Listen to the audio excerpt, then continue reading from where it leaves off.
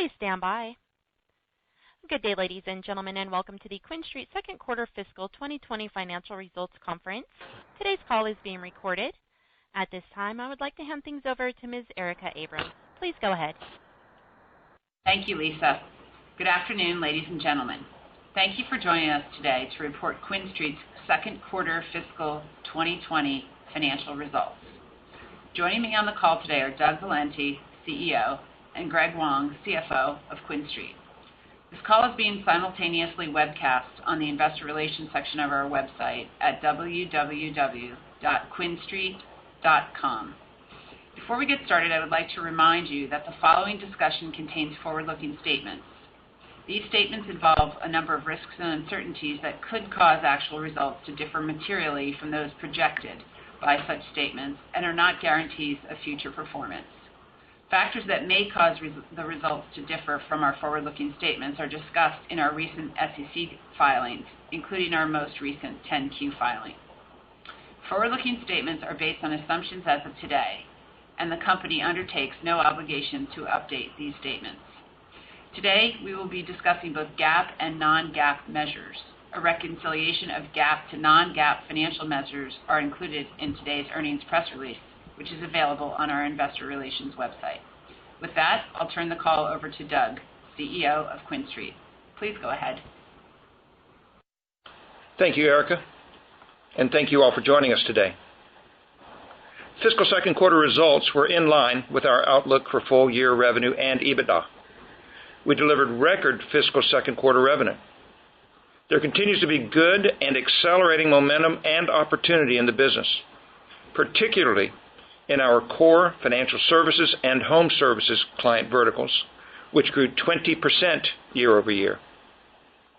Good progress is also being made on growth and operating initiatives that we expect to yield strong and improving results in coming quarters.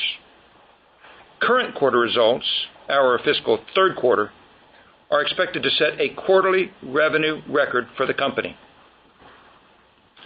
Notably, our QRP ramp is off to a quick start, with 6 large insurance agency clients now signed and expected to launch shortly.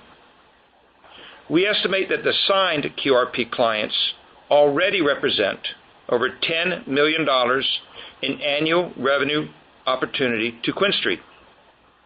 In addition, QRP clients not yet signed, but in the advanced stage of the sales pipeline, that is, at contract stage, represent over $10 million more in estimated annual revenue opportunity. Regarding the Goldman Sachs-led process to review strategic alternatives, we are reviewing a broad range of alternatives, as previously indicated. At this point, the process has generated options along the full range of possible alternatives, including indications of interest to acquire the company. We are in the early stages of qualifying and assessing options. In the meantime, we continue to move ahead with strategies to set us up for maximum performance and shareholder value, and have begun to divest underperforming businesses. This is being done in parallel with, and we see as complementary to, our broader process with Goldman Sachs. The divestitures are part of an overall plan to narrow our focus to a smaller number of our best performing businesses and market opportunities, and to restructure to align resources and efforts with them. We are making good early progress. We have already sold our Brazil education business and are in the process of spinning out Brazil Financial Services. A buyer is in the final stages of due diligence on acquiring another of our client verticals, with a potential close of that deal before the end of February. These moves to narrow our focus to a smaller number of our best performing businesses and market opportunities are expected to simplify strategic discussions, result in improved execution and performance, and deliver faster and more predictable growth. We also expect faster margin expansion from top-line leverage on a smaller cost base and from a heavier mix of businesses with SaaS-like margins, beginning with QRP. Not including any other outcomes that may result from the broader process to review strategic alternatives, we would expect the full transition period to a new footprint and format to take a number of quarters. With that, I'll turn the call over to Greg. Thank you, Doug. Hello, and thanks to everyone for joining us today. We continued to deliver solid results in the second quarter, driven by the strength of our marketplace technologies in our core financial services and home services client verticals. Total revenue increased 13% year over year to $118.1 million, a record fiscal second quarter for QuinStreet. Adjusted EBITDA was $9.1 million, or 8% of revenue. Adjusted net income was $6.3 million, or 12 cents per share on a fully diluted basis. In the quarter, we grew our cash balance by $5.6 million to close the quarter with $76.1 million of cash and equivalents. Looking at revenue by client vertical, our financial services client vertical represented 76% of Q2 revenue and grew 20% year over year to $89.1 million. All of our financial services businesses, with the exception of mortgage, delivered strong double-digit year-over-year revenue growth in the quarter. Excluding mortgage, financial services grew 27% year over year. We saw strength in auto insurance, our largest financial services client vertical, in the second quarter, where revenue increased 25% year over year, reflecting a meaningful increase in spending from a broad range of large carrier clients. We expect this trend of more clients spending more budget in our marketplaces to continue as they shift more budget to digital and more digital spend to performance marketplaces. Our education client vertical represented 12% of Q2 revenue and declined 10% year over year to $14.5 million. Our other client vertical, which includes home services and B2B, represented the remaining 12% of Q2 revenue and grew 7% year over year to $14.5 million. We delivered strong revenue growth in our home services client vertical, which was offset by softness in B2B. Moving on to adjusted EBITDA. Adjusted EBITDA was $9.1 million, or 8% of revenue, down slightly sequentially. This is due to seasonally lower revenue in the December quarter, falling on top of our semi-fixed cost base, which we do not adjust for revenue seasonality. Adjusted EBITDA in the back half of the fiscal year is expected to expand as we head into our seasonally stronger March and June quarters. Turning to the balance sheet, we grew our cash balance by $5.6 million in the quarter. We began the quarter with $70.5 million, generated $9.9 million in operating cash flow, offset by outflows of $3 million for acquisition-related notes and $1 million of CapEx. We closed the quarter with $76.1 million of cash and equivalents. Normalized free cash flow for the quarter was $8.1 million, or 7% of revenue. Most of our adjusted EBITDA drops to normalized free cash flow due to the low capital requirements of our business model. In summary, we believe that we have more identified big growth opportunities and initiatives against them than at any point in company history. As noted in our press release, we have begun to divest underperforming businesses, and we expect that transformation to a new footprint and format to take a number of quarters. Regarding the outlook, we delivered Q2 results that were in line with the full year outlook for revenue and EBITDA provided last quarter. We expect to deliver Q3 results that are also in line with that outlook for revenue and EBITDA, not including any impact from divestitures or the strategic process. With that, I'll turn the call over to the operator for Q&A. Thank you, sir. And ladies and gentlemen, if you would like to ask a question, please press star one on your telephone keypad. If you're using a speakerphone, please make sure your mute button is turned off to allow your signal to reach our equipment. Once again, everyone, star one if you have a question. We'll take our first question today from John Campbell, Stephens Inc. Hey, guys. Good afternoon. Hey, John. Hey, so great work on QRP. That's a really exciting development for you guys. I guess the first question is, I want to make sure I get a good grip on the guidance. Is it safe to assume that you guys are still not including QRP contributions in the guidance, or is it kind of meant to offset some of the divestitures? I just want to make sure I get that down pat. We still don't have any QRP in our guidance. Okay. And then, I guess just, and it might be a little bit too early for this, but how long does it typically take to recognize that QRP rev once customers are signed? We're not sure, John. That's part of the reason, as we've said before, we're not really forecasting it. In the pilot, it was pretty quick from launch to usage and revenue. We've got a number, as you just heard us talk about, in the process of launching. Exactly what pace they'll begin usage, we don't know yet because we haven't done it before. We don't expect it to be, quarters. We think to 100% it's likely months, but we really just don't know since we haven't really done it before other than in the pilot. There's super strong interest and feedback. We've done it through the pilot. Folks are putting a lot of effort into launching. The value proposition is extraordinarily strong. We expect that most will use it in a small group initially, just to make sure that they get training done and functionality tested.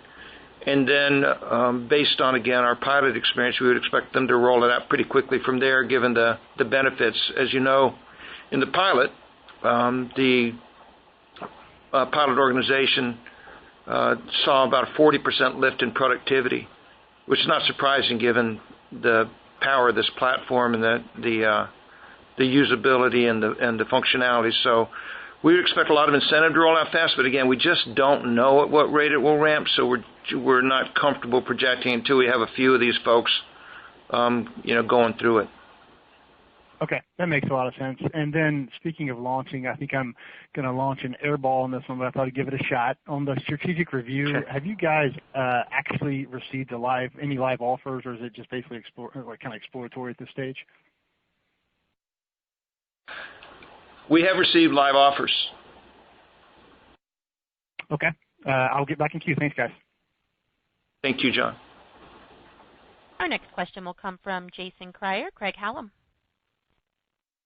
Hey, good afternoon. Thank you for taking questions.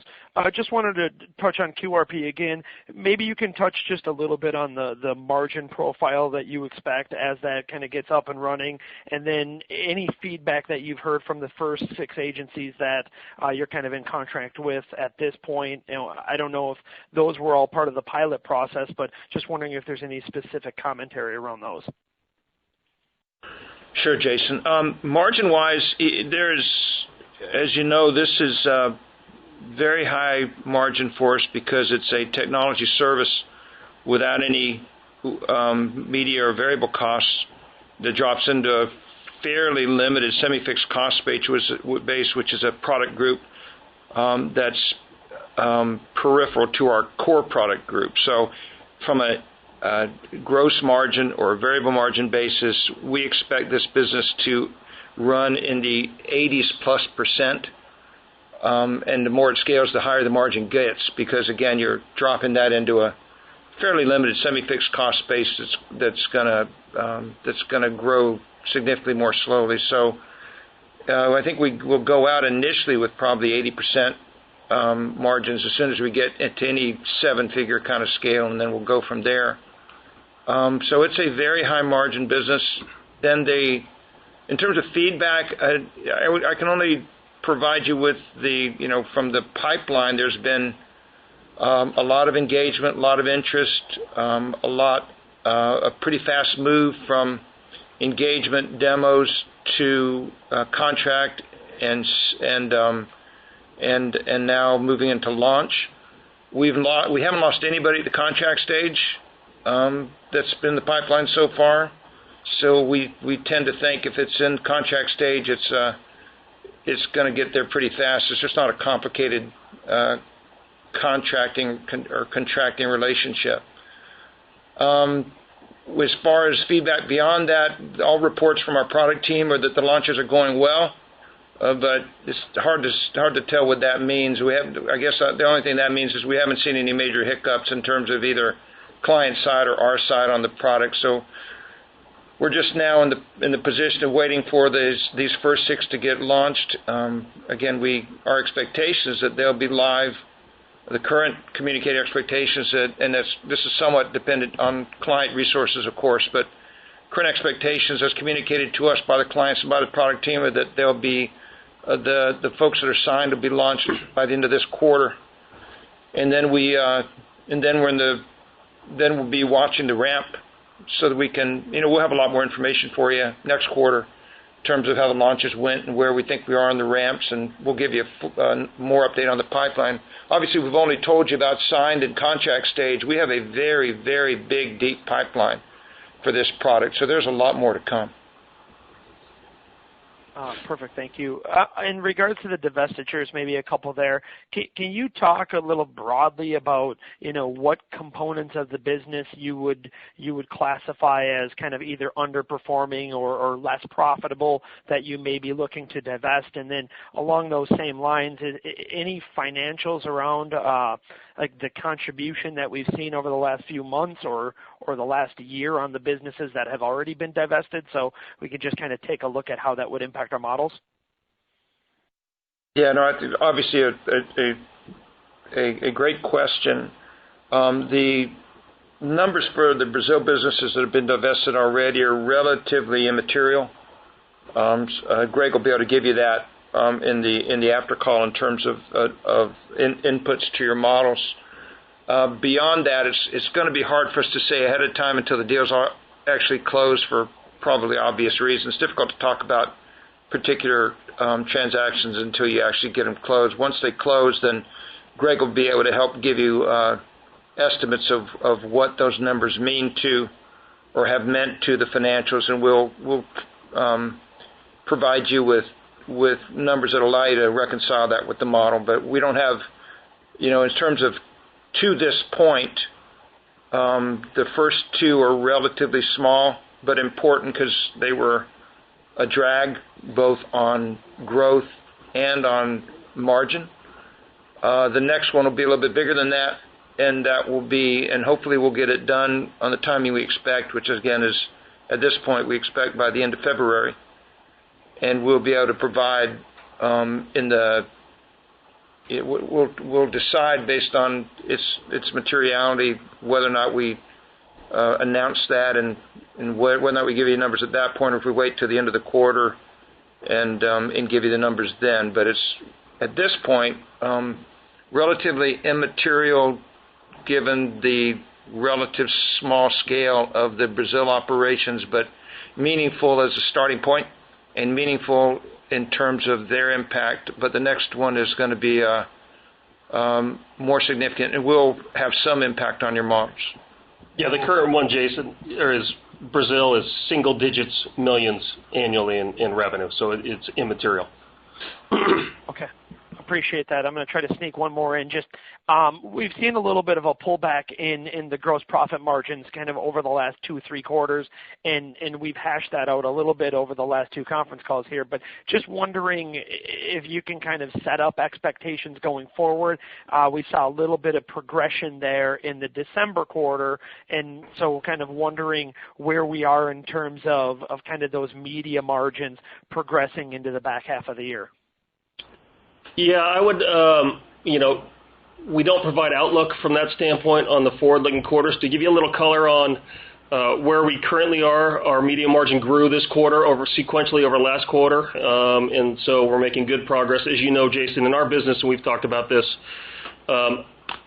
margin optimization as you take on new media into our platforms always follows revenue growth. And so up front, we initially take on new sources at sometimes we're at a lower margin level. As we know, we can optimize that up over time to acceptable margins. I think we're making good headway on that path. And again, we grew media margin percentage sequentially over the September quarter this quarter.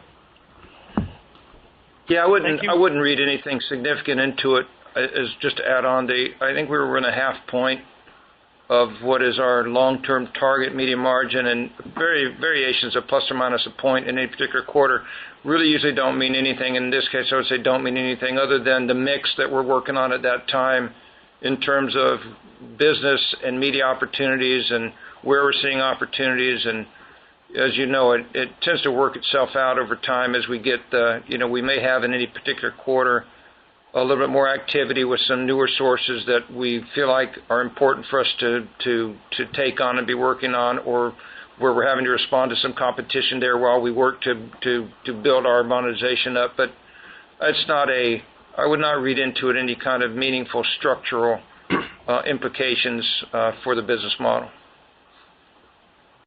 Perfect. Thank you for the color. Next up. Thank you, Jason. Next up is Jim Goss, Barrington Research. Thanks. Maybe beginning with education, that position has become smaller and smaller. I'm wondering if it plays a role in your future, and also to the extent that there has been an OPM trend in that industry. Has that helped you or hurt you? In fact, did you even foster that to some extent, given the nature of what you can deliver to the for-profit education companies? We'll review education as part of our broader process, as we will all of the businesses, Jim, I think is the short answer. And we won't talk about where we come out on any particular business until we actually make a decision or have a transaction, is the way we'll have to go through dealing with that for obvious reasons in terms of sensitivities along a whole different bunch of dimensions. In terms of the OPM trends, we don't see it as harmful at all. I mean, we have a number of clients that are OPMs, and we have good relationships with those folks. I think over time, the OPMs can be great partners of ours, and many already are, because we allow them to do a better job managing the media buys and the marketing spend, and that's a huge part of what they do in their business model, as you know. So I would say it's not harmful, in my opinion.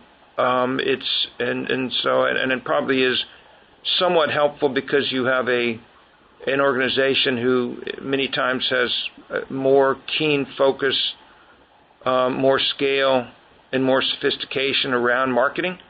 And we do better with those kinds of organizations, quite frankly. So probably a net positive. And I don't think there are any significant OPMs we don't already serve.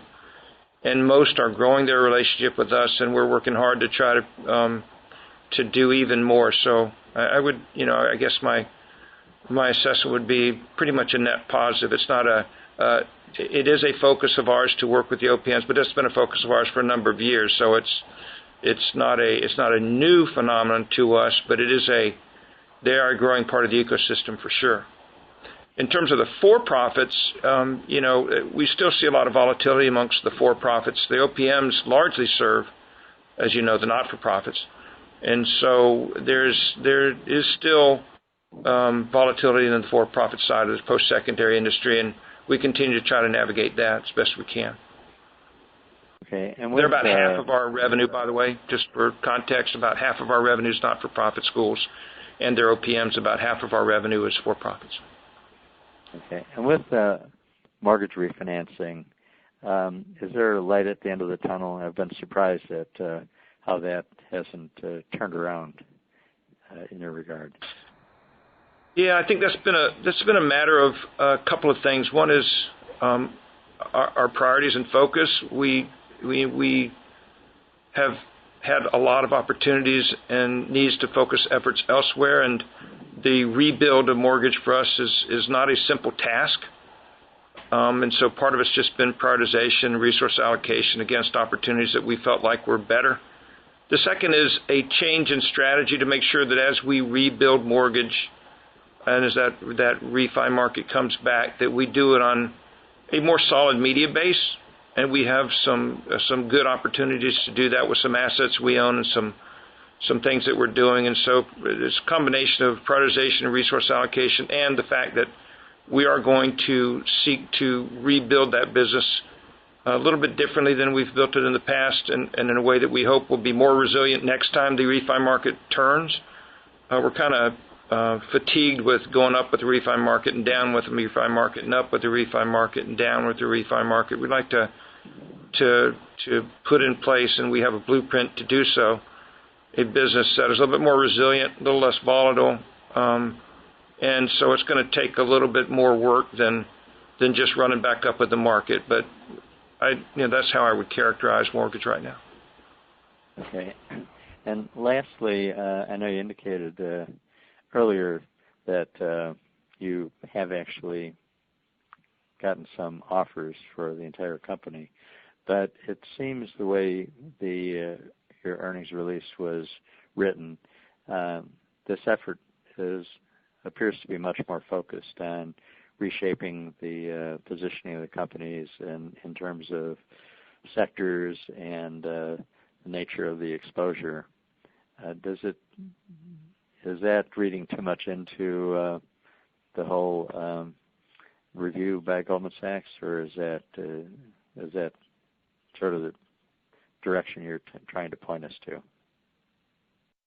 No, I would say that's reading too much into it, and we feared we're trying to navigate the fact that we're doing both in parallel, and so just to be clear, in the Goldman Sachs process, we're looking at a number of things. We're now at the point where we've gotten indications of interest for those of you familiar with these kinds of processes, and those indications are attractive to us theoretically. But we have to go through the further process of qualifying those and assessing them and getting them to the point of actual negotiated purchase agreements or not, and that takes some time. And you want to be very deliberate and careful about that, because you want to make sure that you're not responding to things that you don't take through a full process of vetting and qualification and due diligence and getting all the I's and dotted and T's crossed. We are now at the point of doing that, or entering that process when with some of those indications. And then, while we're doing that, it's our job to keep moving the business forward. And as we do that, and if and as we get to the end, to the point where we have qualified, fully vetted offers for the company or not from those that have come in, we're going to need to, for the shareholders and board, compare that to the go-forward independent option. And we want to make sure we are continuing to develop the best possible go-forward independent option we can. And then we'll compare those and make a decision, as a board of directors that we think is in the long-term best interest of the shareholders. And as you know, there's a lot going on in the business, so in some ways there's a little bit of an evolving target. So I would just say that we are fully engaged in and are getting full value from, in my opinion, a well-run Goldman Sachs process. We are at a stage of working from narrowing down indications and working for those indications to fully qualified firm offers or not. We'll be going through that over the next month or so, I would guess, based on timing.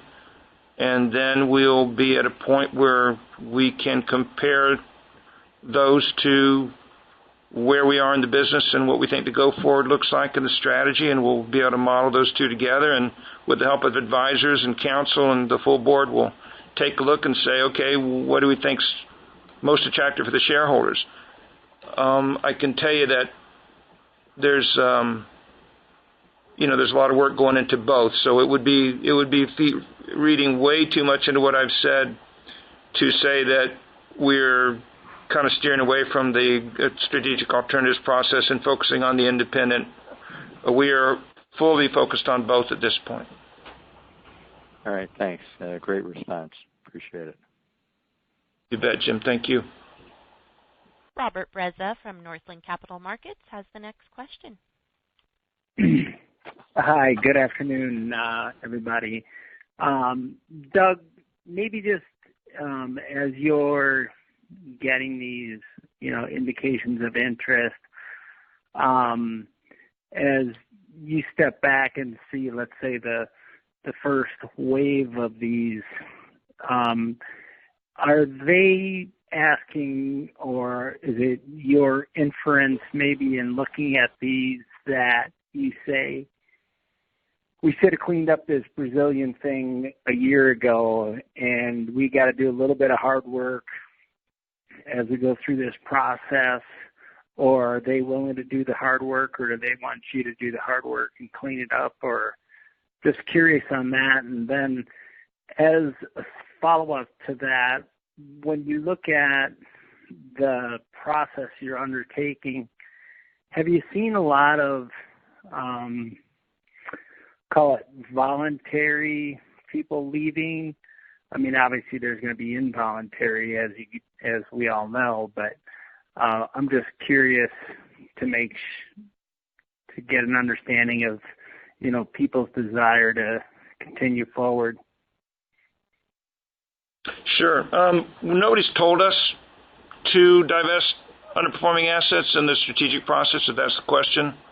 And nobody said that they would or would not move forward if we did something or did not do something. These are decisions being made based on management's recommendations to the board to make sure we create the best possible profile for the business going forward, whether there's a strategic process or not. So the short answer to your question is no. But at the same time, none of the folks that we're talking to, in my opinion, are going to be less interested if we don't own some of these, if some of these underperforming assets are not included in the package. So I think that's obviously important. That's why I said in my prepared remarks it was complementary. We clearly wouldn't do these things if they in some way interfered with the process. In terms of attrition, no, we've had zero attrition of key employees, and I would say that the key employees are enthusiastic about going forward and are excited about potentially the results of the process, but also excited about the go-forward strategy. It's been developed, as a management team over time, and there's strong agreement, unanimous agreement amongst the senior team and key employee base that these are the right things for the business, and excitement about the new business opportunities we're going to be focusing on, and about their opportunities for their personal professional growth and also their wealth creation. So I'd say, morale is extraordinarily good. We're a company that communicates, we think, pretty openly and transparently with employees and brings them along. But I would say that right now, enthusiasm and morale and engagement are really, really good. I don't think they've ever been any better. Fantastic. Maybe, Greg, just a follow-up accounting question for you. As you look at bringing on the new QRP business and the assessment, I know you or Doug commented that, you hadn't done it before, but just from a revenue recognition point of view, is it going to be daily rev rec based off engagement, or how do we see that just hitting the P&L line, in future quarters? I obviously realize it's not going to be immediately. Yeah, go ahead. No, the rev rec's simple. It's we get paid per quote, period, per quote generated on the platform. So it's a super, super clear, direct rev rec of activity on the platform. Couldn't be any simpler, and will be recorded at the time of the will be invoiced monthly, I guess, but basically recorded at the time the quote's generated, and everybody's comfortable with that. That's kind of the business model of the systems we're launching alongside or that we're replacing. And then we get paid a price per quote that is very attractive relative to, again, historic systems, and very attractive, and therefore even more attractive given the value add of this platform. So very, very simple revenue model and very, very straightforward and simple rev rec. Perfect. Thank you. Thank you. Our next question will come from Adam Klauber, William Blair. Thanks. Is the reason you didn't reaffirm year-end guidance because the divestiture could change that? And assuming that no divestiture, would you reaffirm year-end guidance for revenue? Yes and yes. Okay. That's easy. Thank you. I figure you kind of laid it out exactly correctly, Adam. Right, Greg? I mean, I don't think Greg would have a disagreement with that. We agree. Yes and yes. Okay, great. And then it sounded like insurance was pretty strong. And is that from, carriers that hadn't been spending a lot of money becoming more engaged? Is it even the heavy users being more engaged? Can you give us some? I don't know if we got cut off or not. I couldn't tell if you finished your question, but I think you said on insurance, was it from new users or existing users being? It's a combination. I think we had great growth with existing large clients, continuing to work with us to find ways to spend more effectively on the platform. We, I think, had more large clients spending record levels for them, or at least record over the past, 7-8 years on the platform than we've had ever. Again, or at least over the past 7-8 years. There was a period early on where a few big clients spent a lot when we were early in the business. So I'd have to go back and look at that. But in terms of the breadth of the spend, I think it's the broadest, with the most large players spending the most large amounts. And then we also had a number of folks that have been big with us for quite some time spend a lot more. And so I'd say it was the biggest theme would be broadening of the spend among large clients, and more large clients than ever spending significant amounts. And I want to say probably a record month of folks spending over into the millions per month with us, but I don't have those numbers in front of me, so I won't say that, but I have the impression that was the case. So it was broadening would probably be the biggest theme, but continuing to find ways to work with clients to allow them to spend more and more effectively on the more money more effectively on the platform and in the channel. Great. And then as far as QRP, the independent agent universe is extremely large. There's sort of the tier A, larger agents. There's mid-size, and then there's tons and tons of small agents. Could you talk about your marketing efforts? How are you actually going out and marketing to those three tiers, the large, the mid, and the small? Yeah, for the large, we're doing it with basically national sales representation. Folks, all of the folks that have been in that industry.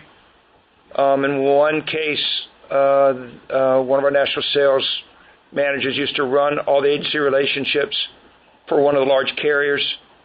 So that effort, in partnership with our largest carrier partner, who is also helping us with the pipeline, is going on for the larger entities. And we're focused mostly on the larger entities, as you can well imagine, in terms of our early sales efforts and partnership efforts. For the smaller, we are in partnership discussions where we should be able to do some implementations into existing systems and have kind of one-to-many effects rather than having go sweep those folks up one at a time. We have one very exciting partnership in kind of at a pretty good stage for doing that. And so but the general strategy would be national sales representation from folks dedicated and focused on this product with real industry expertise and contacts, working in partnership with some of our carrier partners, and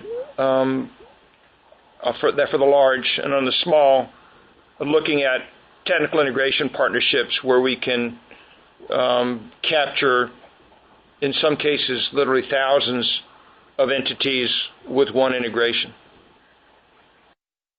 Great, thank you. That makes a lot of sense. Thank you. You bet. Thank you, Adam. Next up is Eric Martinuzzi, Lake Street. Just a clarification first and then a question. The high water mark for the company's revenue, I've got it as the quarter ended September of 2019, and that revenue was $126.6 million. Is that correct? Correct. Okay. And record quarter was the September quarter. This was a record fiscal second quarter, this quarter. Right. I was specifically referring to your outlook for the fiscal third quarter, the language that says you expect to set a quarterly revenue record for the company, meaning that it would be greater than $126.6 million in Q3. Yeah, we also said we expected that it would be in line with our annual guidance, so kind of triangulate from there. Okay. And then my question has to do with the education segment. Obviously, you still had the DCEH, I think, in there in Q2. Wondering if that segment sees some relief in the third quarter as a result of having a clean comp versus a year ago. Yeah, Eric, we lapped the loss of DCH at the end of November, so it did affect the quarter, this fiscal second quarter. I would expect to see better performance as we move forward in the year. That said, it's education, and we've been in it for a long time, and it is a volatile space. So when I say expect to see better performance, I do expect to see better performance, but it remains volatile. Yeah, right now we'd expect it to grow double digits year over year in the third quarter based on the current forecast. So, the answer is it should definitely perform better now that we've lapped DCH, which you would hope, given that was such a significant loss of revenue. Understand. Thank you. Our next question will come from Chris Sakai, Singular Research. Hi, Doug and Greg. Hey, Chris. My question is in regards to operating income margin.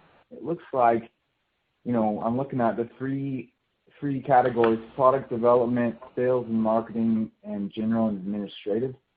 Over the last year and 6 months, they've looked like they've been creeping up on all fronts. I'm just wondering, but the margins have been decreasing, and I'm wondering if there is going to be a leveling off of those anytime soon, or what's your goal there?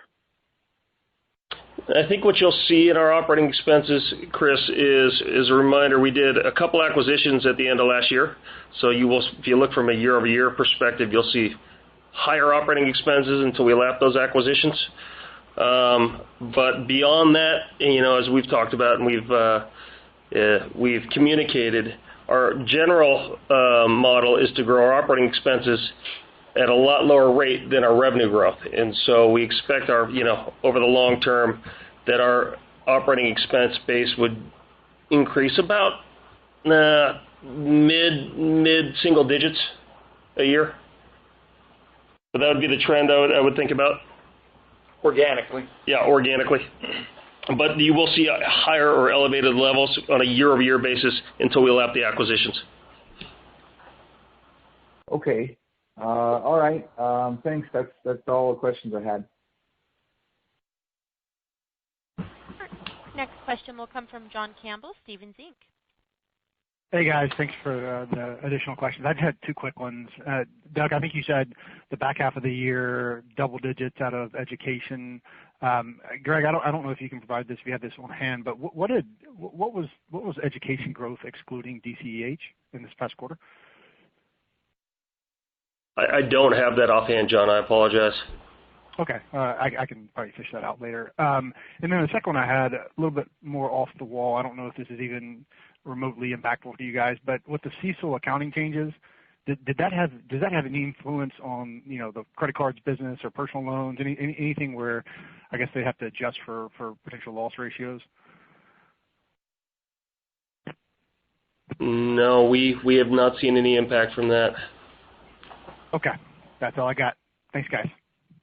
Thanks, John. Once again, everyone, if you have a question today, please press star 1 on your telephone keypad.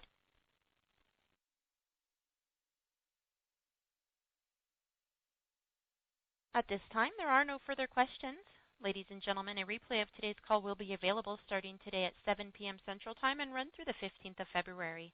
To access the replay, please call 719-457-0820 or toll free 888-203-1112 and enter the passcode 9369036.